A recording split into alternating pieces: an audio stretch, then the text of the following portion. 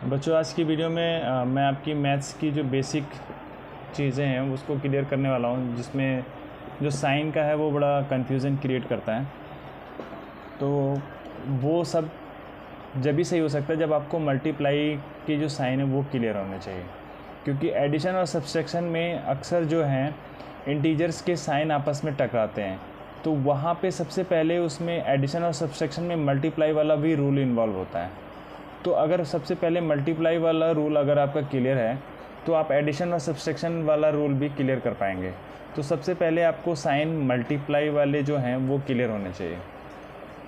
आप मल्टीप्लाई में अगर हमारे पास दो इंटीजर है, कोई भी दो इंटीजर आप ले लीजिए, जैसे मान लीजिए मैंने 5 और 3 ले लिया और मल्टीप्लाई करना है, तो दोनों इंटीजर अगर पॉजिटिव हैं, आप देख रहे हैं दोनों इंटीजर पॉजिटिव हैं और इनकी मल्टीप्लाई कर रहे हैं हम, तो पॉजिटिव इंटीजर का जो रिजल्ट में जो आंसर आएगा वो भी पॉजिटिव होगा, क्योंकि दोनों पॉजिटिव हैं, आंसर भी पॉजिटिव। यानी अगर हम 5 × 3 कर रहे हैं तो 5 3 = 15 इज़ आल्सो पॉजिटिव।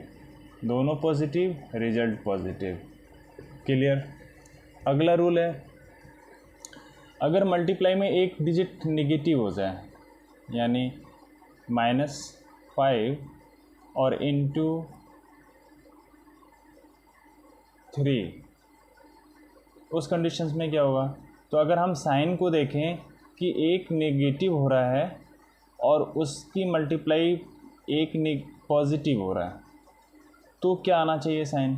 तो ये हमेशा rule, second rule in a multiply, you remember, if both integers have first integer is negative and second integer is positive, then result may be negative। चाहे वो पॉजिटिव इधर हो चाहे वो पॉजिटिव इधर हो, रिजल्ट आपका निगेटिव होगा।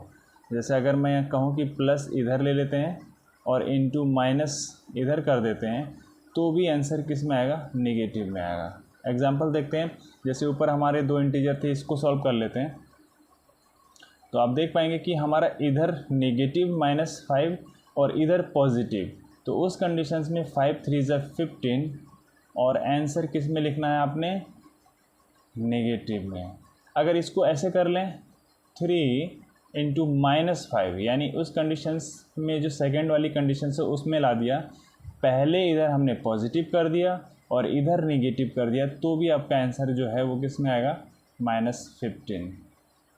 यानी आपने क्या समझा कि अगर मल्टीप्लाई में हमारे दोनों इंटीजर में से एक इंटीजर नेगेटिव हो तो रिजल्ट नेगेटिव आता है।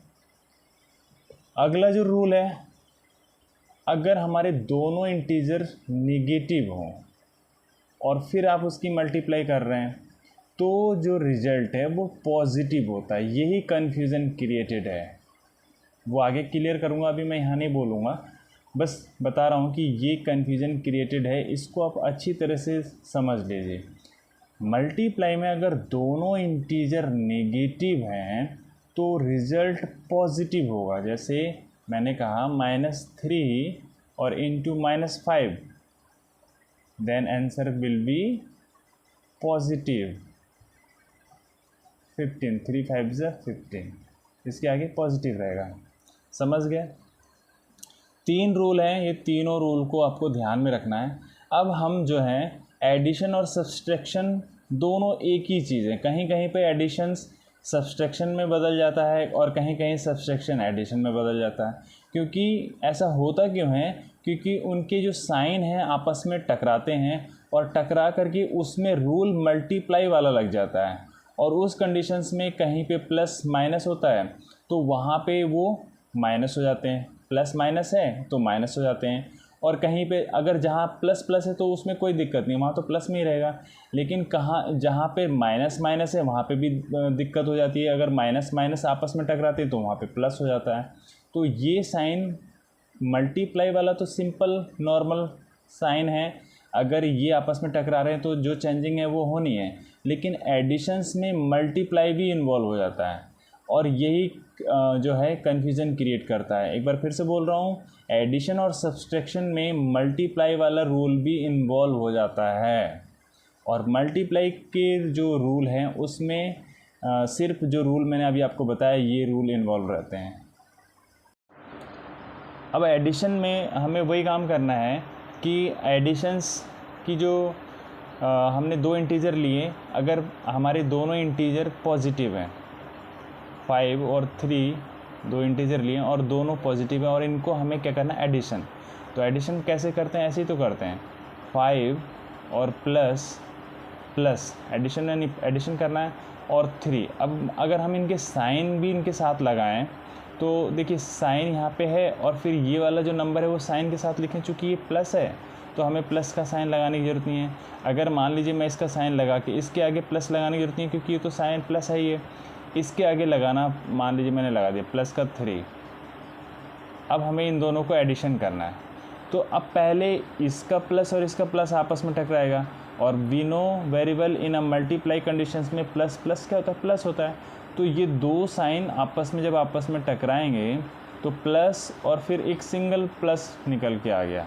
अब ये करना है, तो 5 और प्लस 3 यानी 8, this is your answer also plus because both number is a positive, so result is also positive. तो एडिशंस में ये थोड़ा सा आपको ध्यान रखना है। अच्छा, एडिशंस में अगर दोनों पॉजिटिव हैं तो रिजल्ट पॉजिटिव, ये तो समझ गए।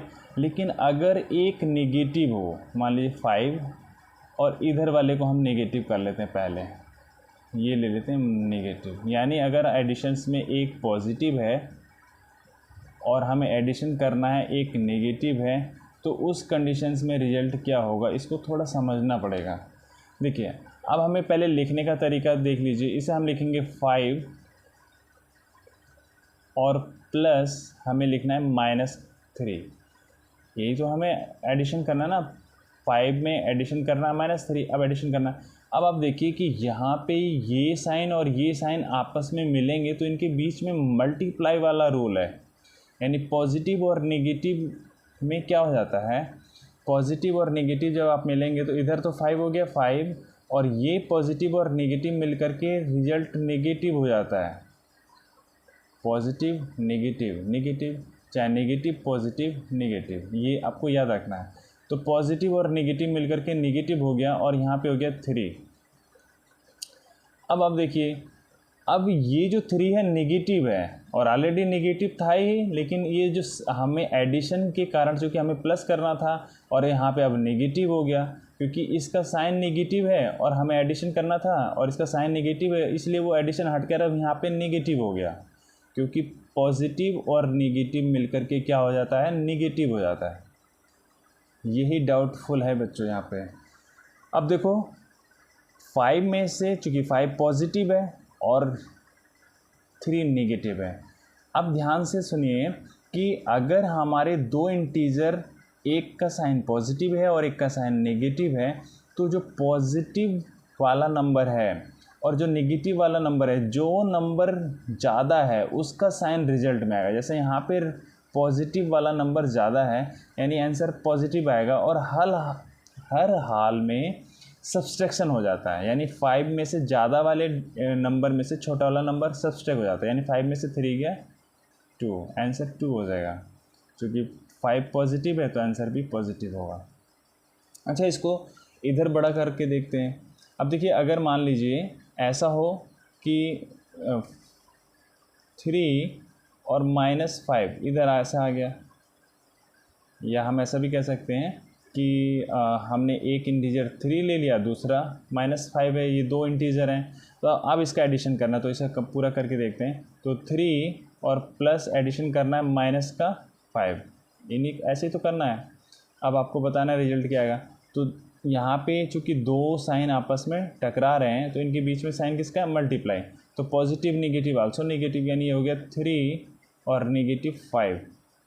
अब यहाँ पे देखिए, चूँकि नेगेटिव वाला ज़्यादा है और पॉजिटिव वाला कम है, आंसर नेगेटिव आएगा और 5 में से 3 गया यहाँ पे 2, यानी -2।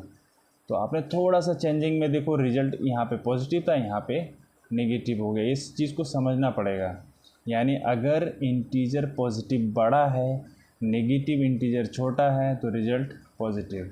अगर पॉजिटिव इंटीजर छोटा है और नेगेटिव इंटीजर बड़ा है तो रिजल्ट नेगेटिव। इसको ध्यान में रखिएगा।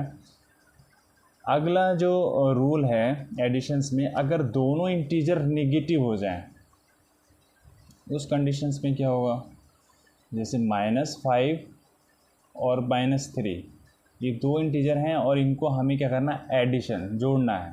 तो अब लिखने का जो पहले लिख लेते हैं माइनस और प्लस माइनस, तो ये क्या होगा, तो अगर दोनों इंटीजर माइनस हैं और उन्हें आपस में जोड़ना है तो result also here right minus. अब कैसे, ये देखिए -5 और एडिशन करना है भैया -3, इन दोनों को आपस में ऐड करना है। अब आप देखिए -5 और फिर यहाँ पे मल्टीप्लाई वाला रूल लग गया, प्लस और माइनस, ये प्लस है और ये माइनस है, तो प्लस और माइनस क्या होता है, -3। तो जब दोनों इंटीजर नेगेटिव होते हैं तो आंसर नेगेटिव ही होता है, याद रखना। मल्टीप्लाई वाला रूल मत लगा देना, माइनस माइनस पॉजिटिव होता है। एडिशंस में जब दोनों इंटीजर नेगेटिव होंगे तो रिजल्ट भी नेगेटिव, 5 और 3 8। समझ गए? तो ये चीज़ आपको बहुत ध्यान में रखना है, नहीं तो ये साइन को यहाँ पे बच्चे क्या करते हैं, माइनस माइनस प्लस कर देते हैं और गलत हो जाता है। डिवीज़न में क्या होता है, थोड़ा सा मैं डिवीज़न में भी समझा देता हूँ। डिवीज़न के रूल में क्या होता है, दो नंबर होंगे, एक न्यूमिनेटर और एक डिनोमिनेटर। कोई भी नंबर हो सकता है यहाँ पे, या तो ये नेगेटिव हो जाएगा तो भी आंसर नेगेटिव, और अगर ऐसा हो जाए कि a/b और ये नेगेटिव हो जाए तो भी आंसर नेगेटिव। यानी कुल मिलाकर के अगर फ्रैक्शंस फॉर्म में है और डिवाइड हो रहा है तो फ्रैक्शन फॉर्म डिवीज़न की कंडीशन होती है, नीचे वाला डिवाइड करता है ऊपर वाले में, डिनोमिनेटर डिवाइड करता है न्यूमिनेटर में। तो इस कंडीशंस में अगर कोई भी इंटीजर नेगेटिव है, वो न्यूमिनेटर नेगेटिव हो चाहे डिनोमिनेटर नेगेटिव हो, रिजल्ट नेगेटिव में आएगा। हाँ, यहाँ पे अगर दोनों नेगेटिव हो गए, न्यूमिनेटर नेगेटिव एंड डिनोमिनेटर भी नेगेटिव, देन नेगेटिव और नेगेटिव कैंसिल और answer is a positive. I hope मैं आपको समझा पाया बच्चों। आप प्रैक्टिस करिए, आप ज़रूर समझ जाएंगे। साइन कोई भी बहुत बड़ा इशू नहीं है, आप इसे प्रैक्टिस करेंगे एकदम साइन क्लियर हो जाएगी। अगर आपको कोई चीज़ समझ में नहीं आ रही है तो प्लीज़ उसे कमेंट बॉक्स में कमेंट ज़रूर करें, ताकि मैं उस चीज़ को इम्प्रूव करने की पूरी कोशिश करूं। धन्यवाद बच्चों।